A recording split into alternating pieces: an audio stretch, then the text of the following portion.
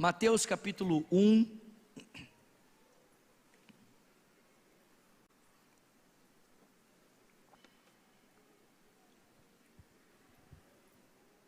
Mateus capítulo 1, a partir do versículo 1. No calendário cristão, você sabe que nós seguimos o calendário grego, amém, queridos? Nosso calendário, ele é no modelo grego, amém, irmãos? Mas o cristão, o calendário cristão também existe. O calendário cristão é marcado por datas comemorativas que têm a ver com o cristianismo. Exemplo, Pentecostes, a morte de Cristo, que é na Páscoa, né, aquilo que a gente chama de a Semana da Paixão. E no calendário cristão nós entramos agora no período que nós chamamos de o período do Advento, que é o período em que nós nos lembramos da encarnação de Jesus, do tempo em que Cristo nasceu entre nós para cumprir toda a vontade de Deus. E a semana passada eu falei com vocês o seguinte tema: deem boas-vindas ao Rei. E basicamente o que eu trabalhei a semana passada foi o seguinte: é que Cristo nasceu e o seu nascimento declara a autoridade de Deus, a sua autoridade sobre o mundo, amém, meus irmãos?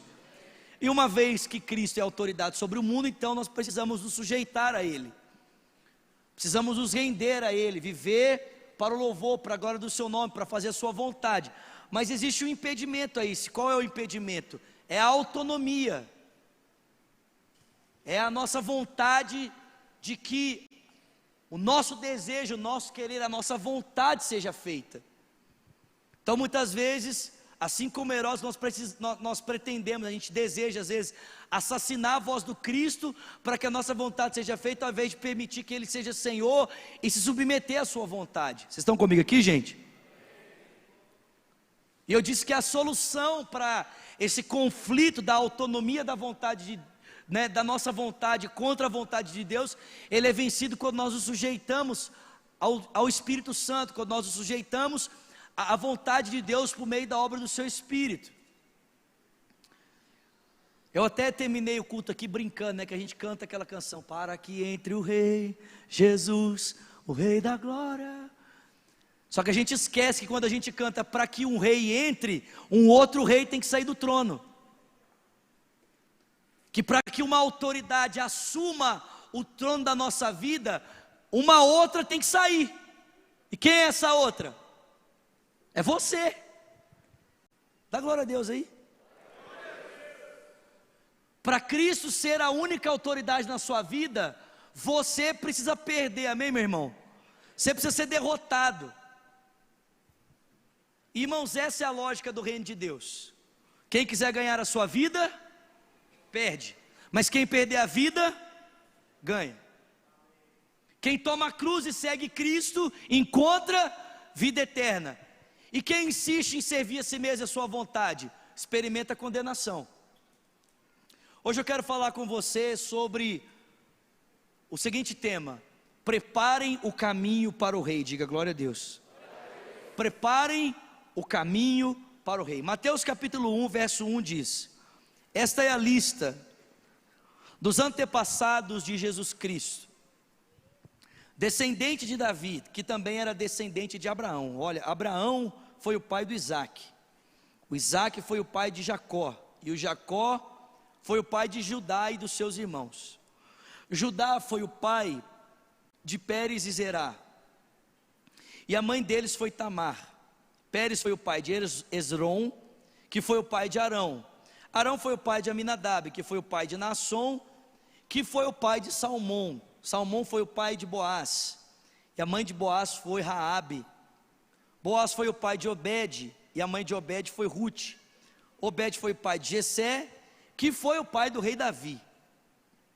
Davi e a mulher dele, que tinha sido a esposa de Urias, foram os pais de Salomão. Salomão foi o pai de Roboão, que foi o pai de Abias, que foi o pai de Asa. Asa foi o pai de Josafá, que foi o pai de Jorão, que foi o pai de Uzias. Uzias foi o pai de Jotão, que foi o pai de Acás, que foi o pai de Ezequias. Ezequias foi o pai de Manassés, que foi o pai de Amon, que foi o pai de Josias. Josias foi o pai de Jeconias e dos seus irmãos, no tempo em que os israelitas foram levados como prisioneiros para a Babilônia. Depois que o povo foi levado para a Babilônia, o Jeconias foi o pai de Salatiel. O Salatiel foi o pai de Zorobabel. O Zorobabel foi o pai de Abiúde, que foi o pai de Eliaquim, que foi o pai de Azor. Azor foi o pai de Sadoc. Sadoc foi o pai de Aquim, que foi o pai de Eliúde. O Eliúde foi o pai de Eleazar, que foi o pai de Matã, que foi o pai de Jacó. O Jacó foi o pai de José, que foi marido de Maria, e ela foi a mãe de Jesus, que é chamado de Messias. Assim houve 14 gerações, de Abraão até Davi, e 14 de Davi até os israelitas que foram levados para a Babilônia, e daí até o nascimento de Cristo também houve 14 gerações. Senhor, fala conosco nessa noite, através da sua palavra. Nós te pedimos isso em o nome de Jesus, e quem crê diga amém. Irmãos, Mateus está contando para nós a maneira como Deus preparou o caminho para a aparição do seu Filho, Jesus Cristo. A intenção de Mateus com esse evangelho é contar para as pessoas da sua época, que aquele Jesus, com quem ele havia caminhado 3 anos e meio, e havia visto tantas coisas, ele de fato é o Messias, ele de fato é o rei prometido à casa de Israel, e não apenas à casa de Israel, mas a todo mundo. Então Mateus está contando, olha, essa foi a forma como Deus preparou uma linhagem, essa é a forma como Deus preparou um caminho até o nascimento de Cristo. E sabe o que eu acho interessante? É que Deus está usando pessoas, não anjos, não querubins, não serafins. Deus está usando pessoas para preparar o caminho para o rei, para preparar o caminho para o Senhor. E eu ousaria dizer que Deus está usando pessoas que na verdade nenhum de nós ousaríamos usar. Deus está usando pessoas que talvez eu e você, ao pensarmos nesse projeto que visa o aparecimento do Filho de Deus, jamais incluiríamos nessa história. Porque já pensou? Tem certeza que você nunca pensaria em incluir na história de Jesus, na família de Jesus, uma prostituta. Eu penso que você jamais iria incluir na história da família de Jesus um assassino, um adúltero, um idólatra. Porque eu não sei se você percebeu, isso aqui é a família de quem, irmãos? De Jesus. E na história da família de Jesus, você encontra os personagens que Deus usou. E entre esses personagens, essas pessoas que Deus usou, estão lá prostitutas, estão lá adúlteros, estão lá assassinos, estão lá idólatras. Mas esse é o tipo de gente que Deus usou para preparar um caminho para a aparição do Filho dele, Jesus Cristo, amém? Ué. Deus usou uma mulher chamada Raabe, gente. Quando Josué estava lá entrando na terra prometida e enviou os 2 espias, eles foram descobertos. Eles encontraram refúgio na casa de uma mulher chamada Raabe, que morava no alto da muralha. E a profissão dela era o que, irmãos? Prostituta.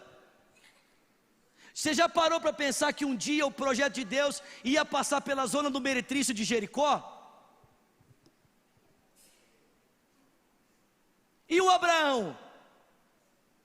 O Abraão era um cara que morava na pior cidade do seu tempo, mais idólatra, um cara que buscava ler os astros, tentar entender a divindade por meio, das cartas, das pedras, do zodíaco. E no meio dessa genealogia que também tem o que a gente conhece muito e a gente gosta, que é o tal do Davi, que a história dele é marcada não apenas por ser um homem segundo o coração de Deus, mas gente, olha que interessante, o texto de Mateus capítulo 1 é claro, não esconde nada disso. O Davi teve um filho com a Betseba, que era mulher de quem? Do Urias. Aí você pergunta assim, pastor, e esse Urias foi para onde? Vou dizer para você, o Davi planejou o assassinato dele. Sério, pastor? Seríssimo. Ele tentou contornar a situação porque havia adulterado com a mulher, e não conseguindo, a melhor medida que o Davi pensou para resolver o problema, sabe qual foi? Manda matar Urias. É esse tipo de gente que Deus usou para preparar o caminho para o Senhor Jesus Cristo, para preparar as boas-vindas para o Rei. O que isso ensina para a gente? Isso ensina que você também pode fazer parte dessa história. Isso ensina que não importa qual é o tipo de tragédia que marcou a sua vida no passado, Deus está te dando uma oportunidade de marcar a sua vida diferente no presente. Qual é o nome disso, pastor? O nome disso é graça. Alguém pode dar um glória a Deus aqui nesse lugar? O nome disso é graça. Não são os poderosos, os inteligentes, os fortes, os altos. Louvado seja Deus. Os altos é por minha conta, hein? Que são escolhidos. Não, Deus escolhe as coisas loucas desse mundo para confundir as sábias, as que não são para confundir as que são, e as desprezíveis para confundir as fortes, a fim de que nenhuma carne se glorie na presença de Deus. Dá um glória a Deus aí, querido. Aí você pode dizer: ah, pastor, mas Jesus já nasceu. Sim, ele já nasceu, mas há um caminho sendo preparado para a sua volta. E para Deus preparar um caminho para a volta do Messias, ele continua usando gente imperfeita, que talvez teve a história marcada por tragédia, mas decidiu se submeter à graça para ser um instrumento pelo qual Deus está preparando o caminho para o Rei.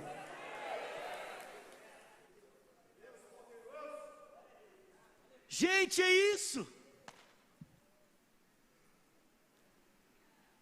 Sabe o que eu fico mais impressionado? É que esse pessoal era tão limitado, com tantas limitações e dificuldades, como eu e você, que Deus usou esse pessoal fazendo coisas simples e transformou os atos simples deles em atos extraordinários. Essas pessoas só fizeram coisas simples. A Raabe pendurou um pano vermelho na janela. O Abraão foi pai de um filho. Talvez o mais complexo dos que eu citei aqui seja Davi. E ainda assim dependeu totalmente de Deus para ser um bom rei para a nação de Israel. Mas esses caras fizeram coisas simples, e Deus transformou as atitudes simples deles em atos extraordinários. Talvez você fale assim: ah, pastor, de que forma Deus pode me usar? Da forma que você quiser.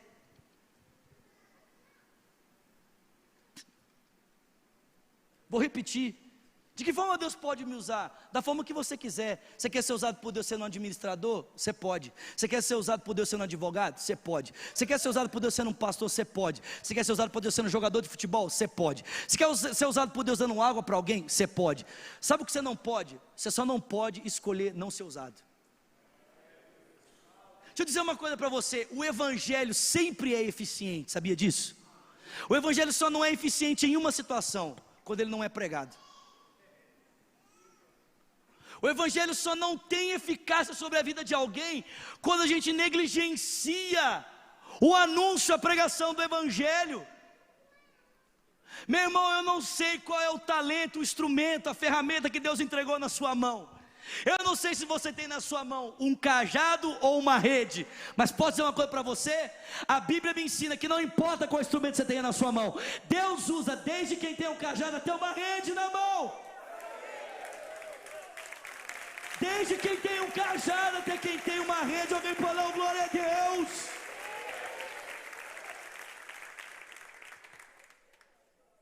É só graça, irmão. É graça, é misericórdia, é simplicidade. Essa genealogia termina com a história de um casal. O nome dela é Maria, o nome dele é José. E eu queria encerrar esse momento de conversa com vocês, ajudando você a perceber as implicações que o projeto de Deus teve na história desse casal. Você se lembra? O texto de Mateus diz que Maria estava prometida em casamento a um jovem chamado José, quando com 16 anos ela foi visitada pelo Espírito Santo. Quando um anjo visitou ela. O texto diz que o anjo entrou na casa de Maria e falou para ela: salve agraciada, o Senhor é contigo. Maria não entendeu a saudação, ficou buscando compreender as suas palavras, e enquanto ela buscava compreender as palavras do anjo, o anjo disse assim para ela: você vai ficar grávida, Maria. O anjo vidente olhou: você vai ficar grávida. Olha, Deus vai te dar um filho. Ele vai ser grande, vai ser chamado Filho do Altíssimo. O Senhor, o seu Deus, ele vai dar o trono do seu pai Davi, e ele vai reinar para sempre. Maria olhou para o anjo e disse: maravilhoso, só tem um problema, não dá. Como é que eu posso ficar grávida se eu ainda sou virgem e não contraí núpcias? O anjo respondeu para ela, muito simples: descerá sobre ti o poder do Espírito Santo, que vai envolver você com a sombra dele, pelo que o ente santo que de ti há de nascer vai ser chamado Filho de Deus. Por que pode dar uma glória a Deus? Aí a Bíblia diz que Maria falou: então, que se cumpra em mim conforme a palavra do Senhor. Agora, você já parou para pensar o que significou esse sim à vontade de Deus na vida de Maria? Em primeiro lugar, esse sim significava perder a reputação. Porque imagina uma menina de 16 anos naquela época falando que estava grávida de Deus. Segundo, esse sim significava perder talvez o sonho do casamento.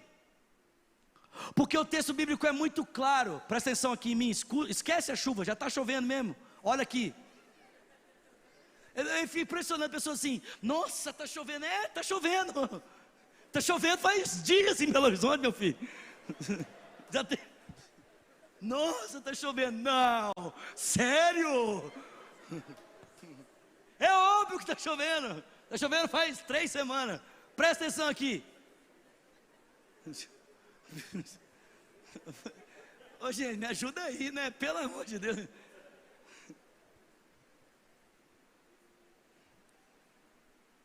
Segundo, significava perder a realização do casamento.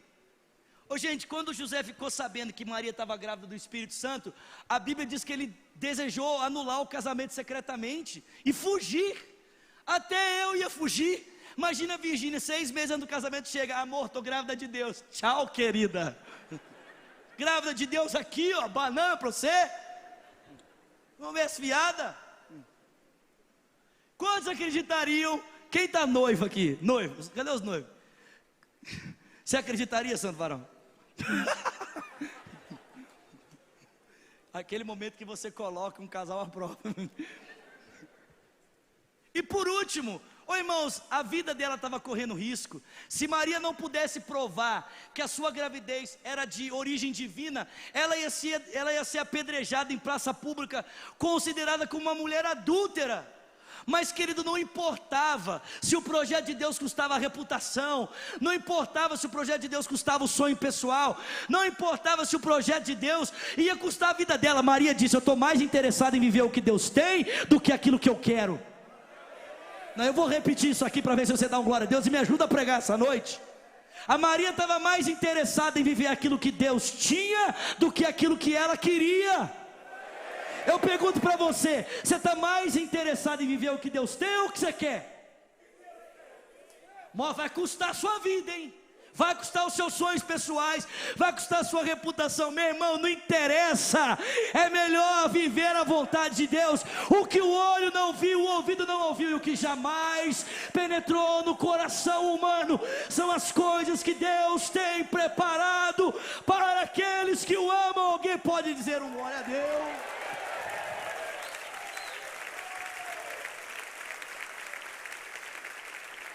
Como é que Deus prepara o caminho para o rei? Com gente igual eu e você.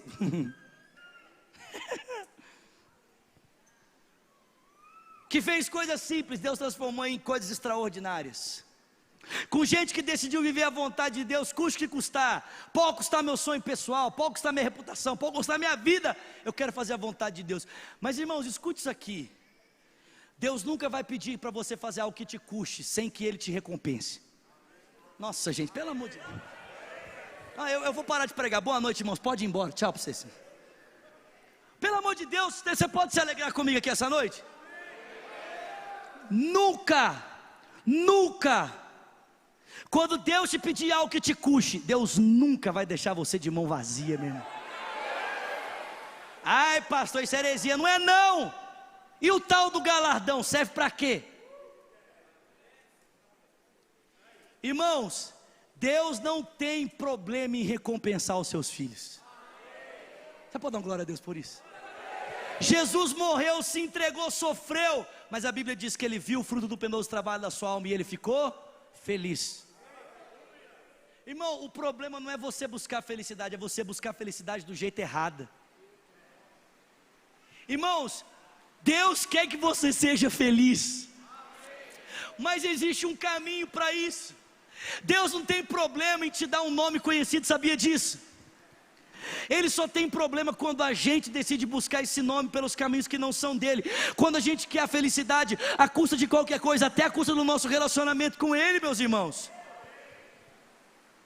Cara, se você se submeter a Deus, oh glória, se você se sujeitar a Deus e decidir viver a vontade de Deus, meu irmão, escute isso aqui: Deus vai te dar a felicidade e um nome. Ele vai te dar. Ninguém precisa buscar um nome quando já recebeu um nome da parte de Deus. Ninguém precisa tentar fazer os outros o aplaudirem quando sabe em Deus, que da parte dele já recebeu um nome.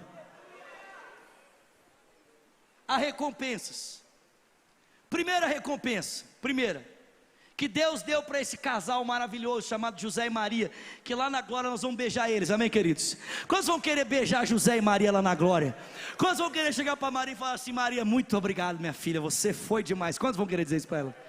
Quantos vão querer chegar para José e falar assim: José, você foi brilhante, cara, você decidiu permanecer com Maria, ainda que isso te custasse vexatório, humilhação, mas você decidiu permanecer com ela, abraçar Jesus, adotar Jesus e criá-lo de maneira decente, para que ele pudesse ser o salvador do mundo, louvado seja Deus. Ministério de José e Maria: ser um bom pai e uma boa mãe para um menino chamado Jesus Cristo.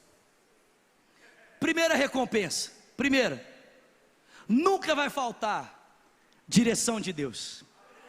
Nunca vai faltar orientação espiritual. Ah, pastor, por que você está falando isso? Vou dizer para você. É porque quando Herodes quis tentar matar o menino, o mesmo anjo que apareceu para José para dizer para ele que o menino era nascido da parte do Espírito, disse para José: pega o menino, a sua mãe, e corre para o Egito, porque Herodes vai tentar matá-lo. Quando chegou a hora de voltar, o anjo disse para ele: agora é hora de voltar. E quando ele teve que parar, o anjo disse para ele: agora é hora de parar. Deixa eu dizer uma coisa para você: se você decidir fazer parte dessa jornada que Deus está trilhando para preparar o caminho para a volta do filho dele, para o seu reino, para a sua glória, meu irmão, preste atenção. Você não vai mais andar por vista, você não vai mais andar pelo seu desejo, não vai mais andar pelo Instagram, pelo WhatsApp, pelo Facebook, nem pelas notícias do jornal das 11, não, você vai andar pela orientação do Espírito Santo. O Espírito Santo vai dizer para você a hora de ir, vai dizer para você a hora de voltar, vai dizer para você a hora de parar, porque você vai ser guiado pelo Espírito. Quantos podem dar uma glória a Deus? Segundo, não vai faltar para você provisão para cumprir o propósito. Ei, diga glória a Deus. Não vai faltar provisão para cumprir o propósito. Irmão, presta atenção. José podia ser negligenciado com recurso da parte de todas as pessoas à volta dele. Gente, Deus levantou 3 homens do Oriente, ou seja, lá dos Cafundó da Índia, para viajarem sendo guiados por uma estrela, para fazerem apenas uma coisa. Sabe qual coisa? Chegarem aos pés de Jesus, se ajoelharem e depositarem ouro, incenso e mirra aos pés dele.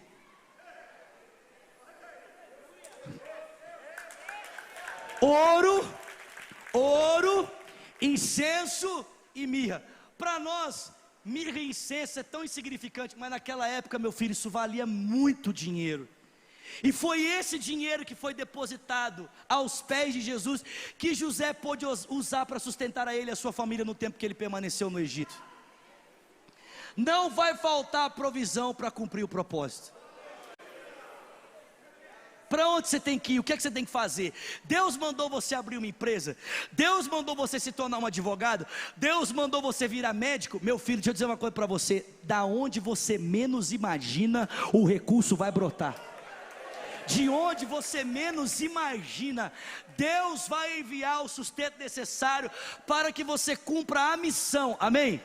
Presta atenção, não vai faltar recurso para o cumprimento do propósito. E por último, não vai faltar para você amparo, não vai faltar para você gente do seu lado, não vai faltar para você proteção. Por que eu digo isso? Gente, naquela época, muita gente podia olhar para José e Maria e falar assim: 2 malucos, 2 jovens doidos andando por aí, mentindo para todo mundo que a Maria está grávida de Deus. Mas tinha um casal naquela época que nunca duvidaria. Sabe qual é o nome deles? O nome dele, Zacarias, o nome dela, Isabel. Sabe por quê? Porque 6 meses antes do anjo visitar Maria, ele visitou Isabel, que era velha e estéril, não podia ter filho. E o anjo falou assim para ela: Isabel, aquela que não podia ter filhos, vai ficar grávida. E o menino que vai nascer no seu ventre, vai ser cheio do Espírito desde o seu nascimento. Ele vai ser um grande profeta, ele vai preparar o caminho para o Senhor. Qual é o nome dele? João Batista. 6 meses depois, irmãos, o anjo visitou Maria. E quando Maria grávida foi até a casa de Isabel para visitá-la, a Bíblia diz que quando Maria botou o pé na porta, Isabel entrou no mistério. Desemboca o vaso, Jesus, enche dia. A Isabel entrou no mistério. A Bíblia diz que o menino no seu ventre começou a se agitar. E Isabel disse para Maria: a que devo eu a honra de receber na minha casa a mãe do meu Salvador? Maria, desde o momento que você passou por aquela porta, o menino que está no meu ventre não parou de se agitar, porque aquilo que está dentro de você é bendito para o mundo inteiro.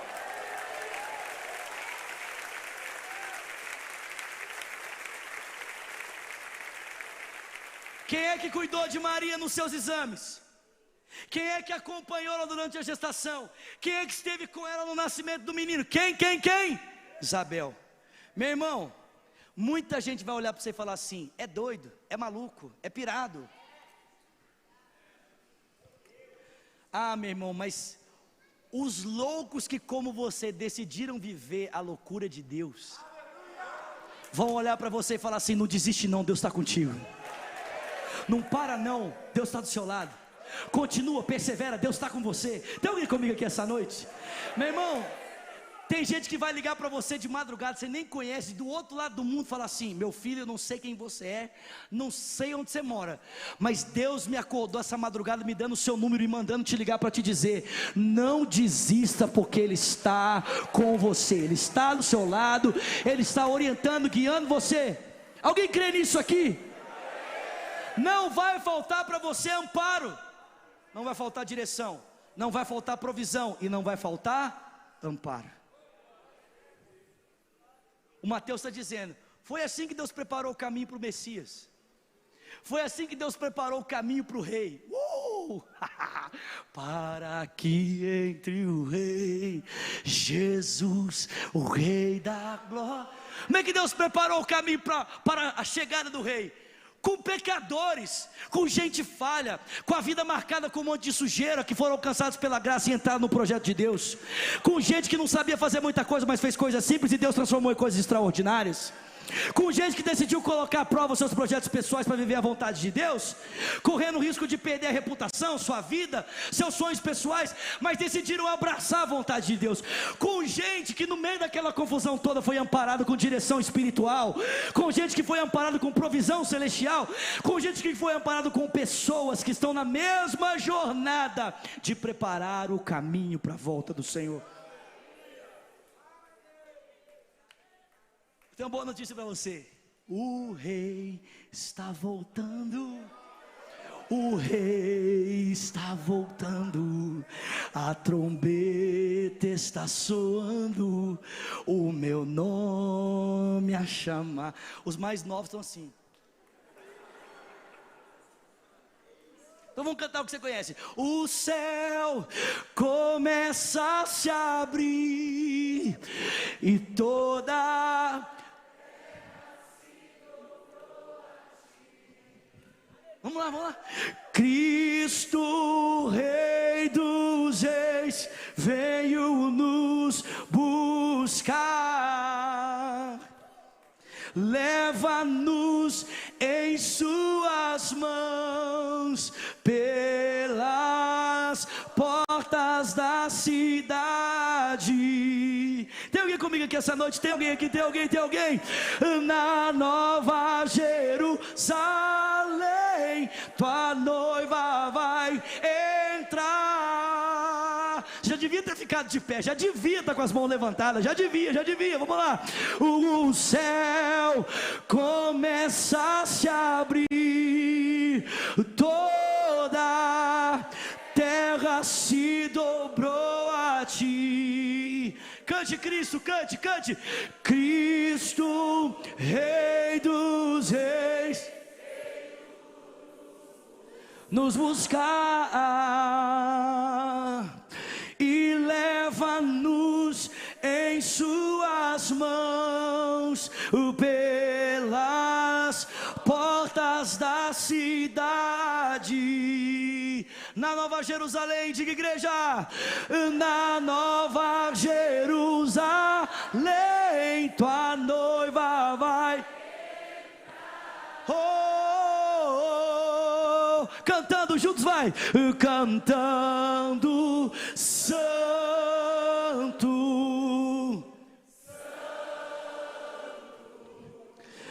santo é o Senhor. Cantando, santo, santo, santo é o Senhor. Existe um texto em Hebreus, vou falar isso, nós vamos encerrar. Lá em Hebreus capítulo 2. Você já viu gente que tem parente na família problemática que faz questão de ignorá-lo porque são cheios de problema? Quem já viu isso aqui? Quem já viu? Talvez você tenha visto ele hoje de manhã no espelho.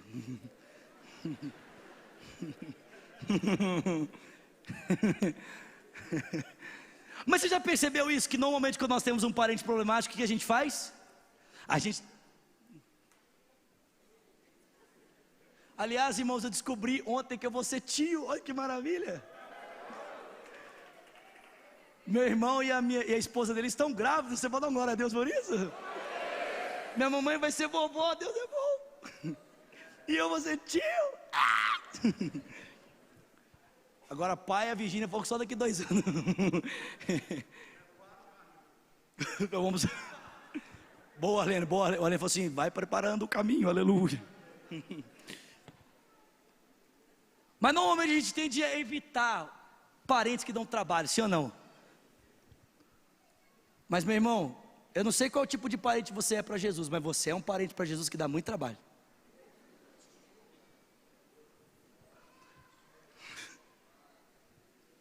Você é um parente que dá trabalho para Jesus, viu? Mas não importa o tipo de trabalho que você dá, Jesus não se envergonha de você. Hebreus capítulo 2 diz que Ele não se envergonha de nos chamar de irmãos. Pelo contrário, como está escrito, aqui estou eu com os filhos que o Senhor me deu. Sabe, essa lista está cheia de gente que traria muita vergonha para qualquer um aqui.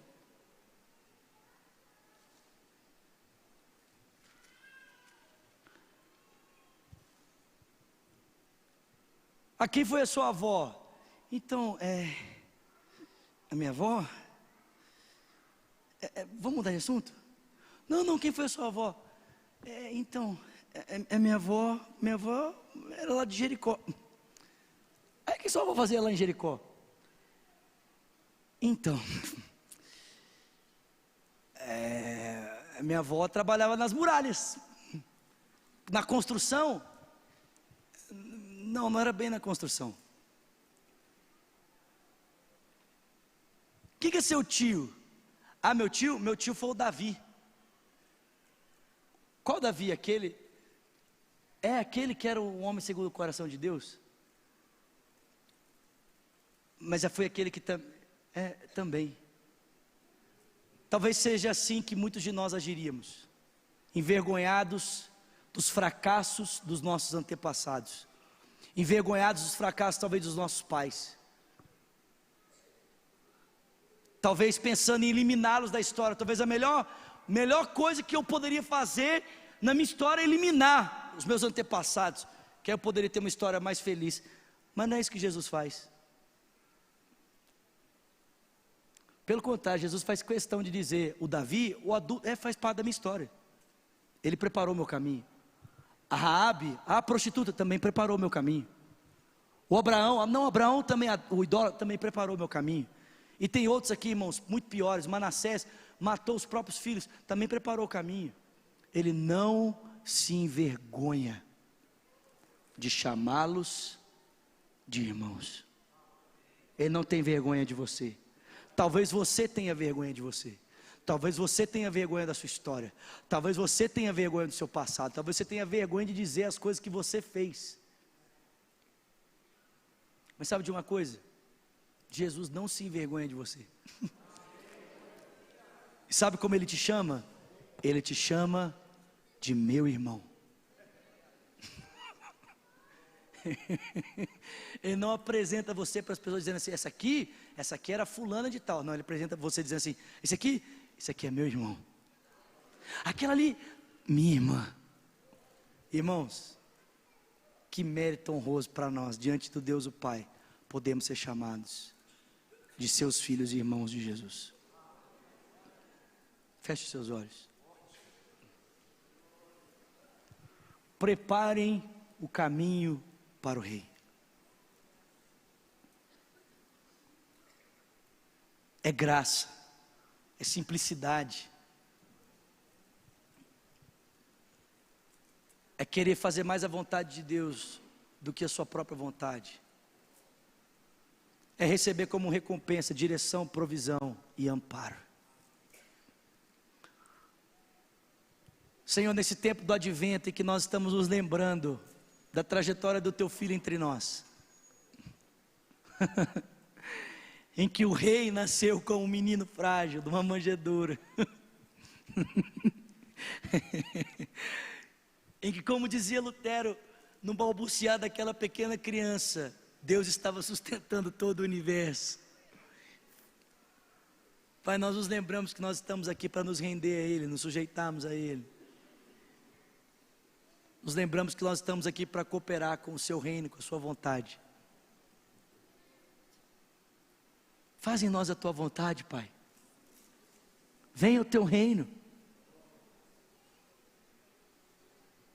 Venha o teu reino. E faz a sua vontade, na terra como ela é feita nos céus. Mesmo que isso nos custe reputação, sonhos pessoais, talvez até a nossa vida, Senhor. Queremos fazer a sua vontade, para a glória do teu nome, em nome de Jesus. Por favor, coloque as suas duas mãos sobre o seu coração. Eu já vou encerrar. Gostaria apenas que vocês orassem comigo dizendo: Senhor Jesus, obrigado, porque nessa noite o Senhor usou esse pequeno pastor para falar comigo.